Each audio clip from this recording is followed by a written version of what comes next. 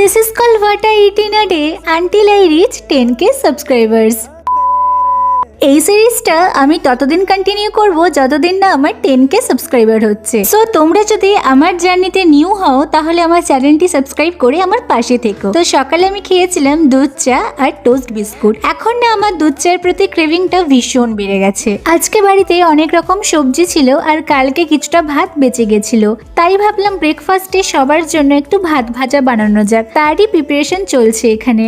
আমার ভাত ভাজা খেতে বরাবরই ভীষণ ভালো লাগে। তোমাদের কেমন লাগে অবশ্যই কিন্তু কমেন্ট করে আমাকে জানিয়ে দিও। আর এটা হচ্ছে আমার ব্রেকফাস্ট। আজকের ব্রেকফাস্টটা তো দারুণ খেতে হয়েছিল আর এই ব্রেকফাস্টটা আমার ভীষণ পছন্দের। এরপর তো চলে এসেছি লাঞ্চ প্রিপেয়ার করতে। আমাদের বাড়িতে মাছের ঝোলও হয়েছিল। মাছ যেহেতু আমি আর দাদা খুব একটা পছন্দ করি না, তাই আমার আর দাদার জন্য হচ্ছে স্পেশাল এগ কারি, যেটা দেখতে তো ভীষণ টেম্পটিং হয়েছে, খেতেও কিন্তু হয়েছিল অসাধারণ। আমি একটু এখানে কসুরি মেথিও অ্যাড করেছিলাম, যার জন্য ফ্লেভারটা দারুণ এসেছিল।